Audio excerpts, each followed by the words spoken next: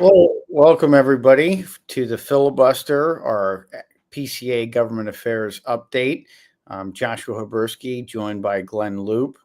We're here to talk a little bit about what's been going on federally as well as the states. I think we'll start with the states. I know a lot of state legislatures have been gaveling out, but still a couple bills on the hook, and states having year-round sessions. So, Glenn, why don't you give us a little bit of an overview on all the things that have been transpiring in the states?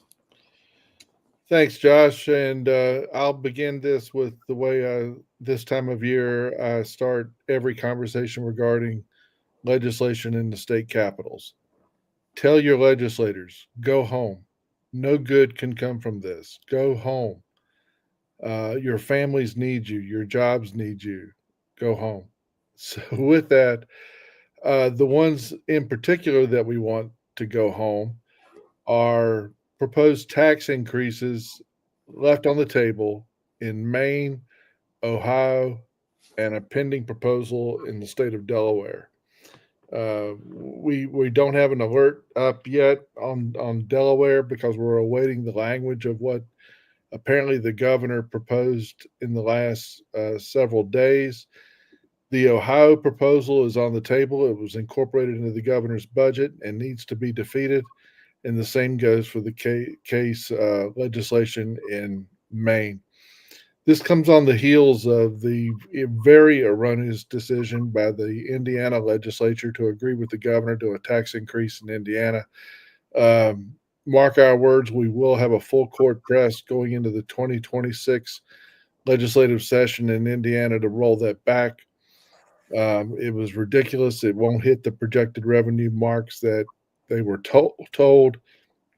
And obviously, premium handmade cigars are a fraction of the total tobacco universe that was the target of that tax increase.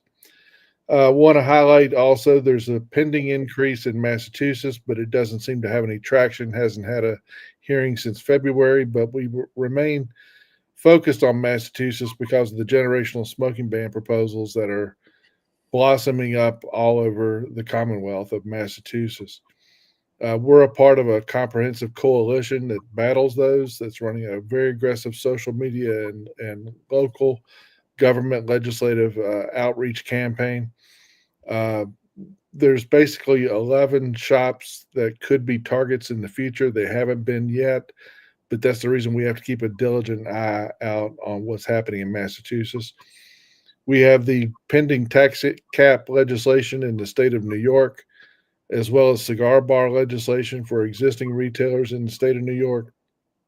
And in an exciting measure, on Monday, the final report is supposed to be released of the study group in the Maryland legislature for cigar bar legislation going into the 2026 session in the great state of Maryland. Feeney Helmuth and the association have done a wonderful work in Maryland on this legislation. They issued a draft 13-page report that we're going to be reviewing here in the coming weekend, and it's supposed to again be out on Monday. And that report is supposed to be the basis for cigar bar legislation with some wonderful guardrails on it in the Maryland legislature. So that's a thumbnail piece of the puzzle as it looks right now. We encourage everybody to go to cigaraction.org, to look for your state updates. We remain concerned about the flavor ban in the state of Oregon and a handful of others, but fortunately the clock is ticking, and we can come back to our theme of tell these legislators to go home. And Glenn, also from a PCA programming, we're going to be doing two state legislative events this summer. You want to talk a little bit about those? Yeah, we've got two in July. We're going to partner with some of our association colleagues in throughout the sector for the American Legislative Exchange Council (ALEC) at their annual meeting in Indianapolis. I think we're going to be again at Rocky Patel's Burn, which is right downtown in Indianapolis, a wonderful venue for this type of a gathering of state legislators from all over the country. And then in August, we're going to be in Boston for the annual National Conference of State Legislatures meeting. So, any of our retailers, any of our retail partners, anywhere in the country that has a relationship with given members of their legislature, please encourage them to attend one of these or both of these cigar gatherings that are going on in Indianapolis or Boston. It's a marvelous opportunity for us to be able to have quality time and expand our legislative network with legislators from all over the country in one city, in one place.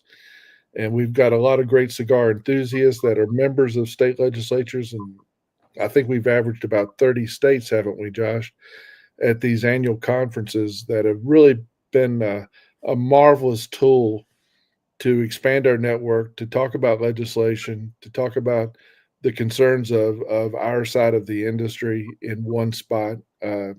Instead of having to travel to 30 state capitals, we can have them all together in one great cigar setting. So, again, that's July and August, American Legislative Exchange Council annual meeting and National Conference of State Legislatures annual meeting. And we will be sending out invitations to PCA members in Indiana for the July event, as well as Massachusetts for the August event. So, we're hoping that in addition to inviting the state legislators to come, we want to have retailers there from those states, and very two timely states where there's a lot of negative attention and negative legislation that has either moved recently or is in the process of moving along. So we need to really turn out and up the advocacy from the retailer and consumer side in both of those states, and to really put an exclamation point on advocacy. We want our retailers and manufacturer partners that are based in those states to turn up to these events, to send a strong message and strong presence in Indiana and Massachusetts. I want to pivot over to the federal side. We've had a lot of activities going on. We're working on some small business issues as it relates to the upcoming tax package. We recently hosted a Congressional Cigar Caucus roundtable with Rocky Patel, as well as a reception for congressional staff at our office in partnership with Cigar Rights of America. So we had a really good engagement for that day, and continue to spread the message. It's become a staple quarterly event where all the association partners, PCA included, has the opportunity to talk about the concerns of the day. Some of the things that our team has been working on.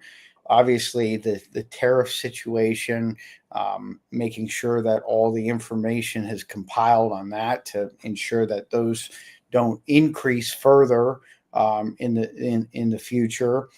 So that was certainly something that was discussed, and there's been some action items from congressional staff and members of Congress as a follow-up to that meeting already. The other pieces, the administration and the executive agencies have issued RFIs, or requests for information, on regulations, regulatory environment, as well as competitiveness. So the association filed a comment with OMB last week, or actually it was Monday, this past Monday. And then next week, we will be filing a comment with the FTC and DOJ on competitiveness. Two regulations that are partially in the process that haven't been pulled back. Now, there hasn't been a lot of movement on this, but they haven't been formally withdrawn, are the tobacco manufacturing practices regulation, as well as the nicotine limits threshold. So those are two that the association will be weighing in on throughout the process. I think we're hopeful that those will be withdrawn, within the next year or two. that the information, I mean, we've been, since the initial inception on the manufacturing practices, we've been speaking out heavily against that rule. The hope is similar to the characterizing flavor of cigar rule, that it will be formally withdrawn. So earlier this year in January, the characterizing flavor cigar rule was withdrawn. So, that's where our hope is we can get these other two problematic regulations that are erroneous, that are meant for other industries, like the manufacturing practices really is modeled after food and pharmaceutical industry. It is not meant for the artisanal craft nature of premium cigars. So that message was sent very clearly by Rocky Patel during his presentation, and supported by the industry at large. So we will continue to have engagements here in DC, Q3 and Q4, with the Congressional Cigar Caucus. They've been doing a really good job of taking information and concerns that our association has, and putting it in front of the appropriate stakeholders. This last Congressional Cigar Caucus, we had Congressman Troy Carter, the Democratic co-chair who represents New Orleans, and then the other co-chair, Representative Dan Muser, who represents Pennsylvania. This session went an hour and 15 minutes.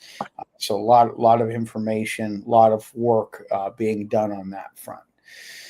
So that's kind of the big federal piece going on. We still are working through the litigation process. I'm not going to say a ton on that piece because it is very active.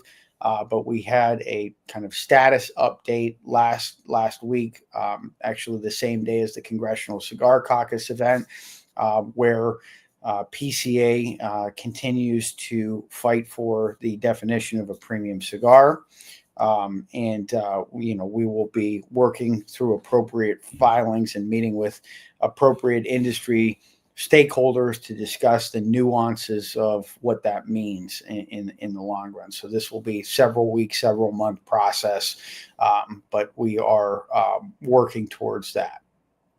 Glenn, anything that you want to add on your end? Well, first, I want to give a shout out to retailer in North Dakota, great retailer in North Dakota, Josette Dupree. She owns Big Sticks Cigars. She's helped single-handedly to spearhead legislation to allow for a cigar lounge to have adult beverages in North Dakota during the last session. Well, last week, at her behest, the North Dakota legislature approved a piece of legislation allowing the enjoyment of premium pipe tobacco in her cigar lounge. Now, it's a little ridiculous that you had to ask a legislature for such a thing, but in this environment, you do. And I thought it was just an absolute wonderful testimony that the governor invited Josette to join him for the bill signing of allowing pipe tobacco to be enjoyed in her cigar lounge. So just another great example of retailers' engagement in the legislative process. And again, please go to cigaraction.org and fill out your petitions opposing tax increases in Massachusetts, Maine, Ohio, and by next week, we'll have Delaware up once we have more specific information. Now, this was our first video segment after the trade show, so I think I would be remiss without mentioning all of the great activities that occurred during the trade show. Glenn, I know we had several meetings over the course of the week on advocacy. We did a panel discussing tariffs. We had the product launch by the Mirafil company that supports our advocacy. Any highlights that from your perspective, Glenn, were noteworthy about the trade show? Not necessarily advocacy oriented, but at large. The first and foremost comment that I would add to your question is, how good is it to have the governor of a state welcome the Premium Cigar Association to their state for this convention? Uh, we had all collectively been working on getting a commitment from Governor Landry, governor of the great state of Louisiana, to come. I think we found out, what, Josh, Thursday, Friday before the trade show, that he committed to come. He's an enthusiastic, public, unavowed, what's the word I'm looking for? Um, Great public cigar smoker. Let's put it that way. He allowed us to share that he hosts every year a fundraiser for his legislative activities. That's an alligator hunt and cigars. What could go wrong? But to have the governor offer his welcome and then tour the trade show floor was a marvelous testament to the state of Louisiana and the city of New Orleans to welcome this industry to the city. Yeah, and I think before the trade show, there were a lot of concerns about where you could smoke or how New Orleans would react, and I think a lot of those concerns were dispelled by the governor's presence, and obviously a bipartisan issue. We had Congressman Carter, who as I mentioned, represents New Orleans in Congress. He was on the trade show floor touring the different booths for several hours. I think it was 2 days after the governor had kicked things off, but it was, to your point, momentous to have that kickoff and that enthusiasm of day one with all the education sessions and the opening party. It translated into a phenomenal show.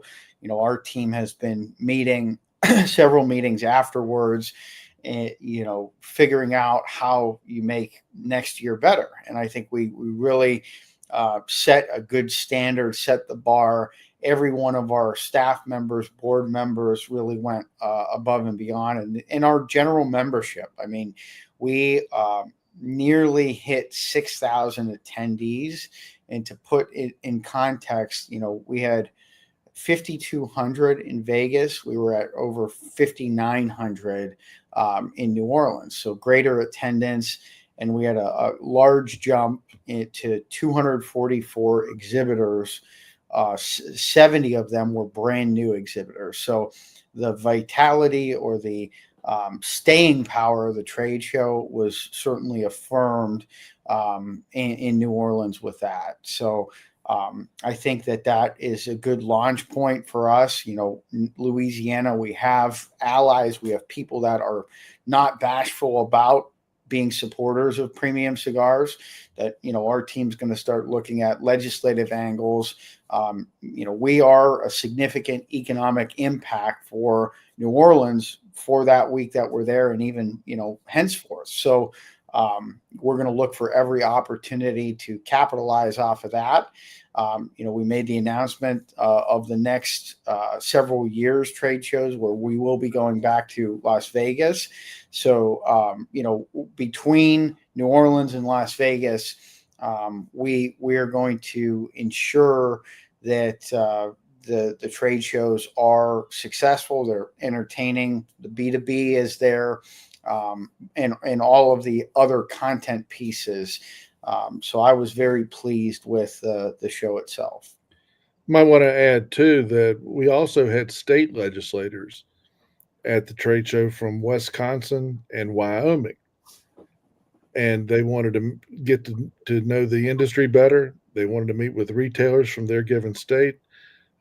Senator Pappas of Wyoming is a longtime patron of the legislation to get a tax cap in Wyoming. Representative Gustafson, I hope I pronounced his name correctly, wonderful fellow. Nate, sponsoring cigar bar legislation in Wisconsin, wanted to come and meet and get to know the industry better.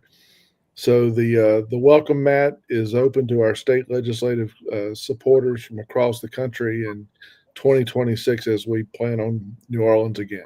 Well, and you talk about local and state. We you also, I know that you attended an international event. The Dominican consulate hosted an event during the show. So, worldwide activities going there. It was the epicenter of the premium cigar sector. How was the event, the international event that you attended? It was absolutely amazing. It was on a hotel rooftop looking over the New Orleans Jazz Museum, at sort of at the bottom of the French Quarter, and the consulate general of the Dominican consulate, which is based out of Atlanta, has a consulate in New Orleans and serves about 7 southern states, hosted this event. They had a focus on Dominican food, rum, and cigars. Everybody was enjoying their cigars on the rooftop, overlooking the Jazz Museum with Dominican music playing in the background. It was just a wonderful way to celebrate what cigars and rum mean to the Dominican culture, and sharing that with the representatives from the mayor's office, various state agencies, city offices, people from the arts and cultural community. There was a representatives there where the Dominican Republic sponsors a domestic exchange, a cultural exchange with New Orleans to the Dominican Republic, and they were all present. So my appreciation and thanks goes to the consulate general. She was a marvelous host and really an appreciator of what cigars and rum and the like mean to the culture of the Dominican Republic, and sharing that with our friends in New Orleans. Wonderful.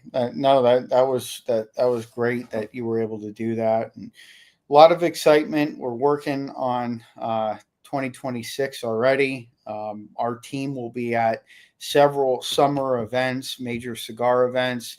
We're going to be traveling, kind of going on the road, leveraging the grassroots, doing pop up visits. I know Glenn and I had a meeting in New York earlier this week and had a great visit with Martinez Cigars, who is a exhibitor, manufacturer, but also a retail member, right in the heart of New York City.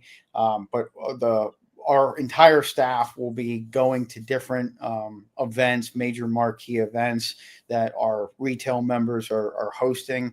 If you would like to have any member of our team come and speak or attend an event, or if you have an event that has been going on for 25 years and you want to receive a commendation from your state or local government or even federal government, please reach out to Glenn or I.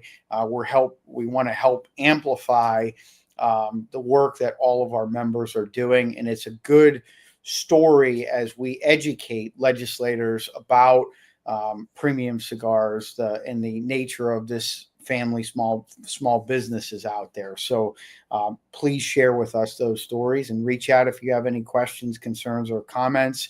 I know I have a couple media engagements next week that are going to be trade show specific. But if you have any feedback for us on the advocacy side, please reach out to Glenn or I, as well as our outside contractors, Rob and Ryan. Any closing words, Glenn? Tell these legislators to go home. Fantastic. Well, thank you all for joining us, and hopefully you get to enjoy, wherever you are, a great premium cigar this afternoon.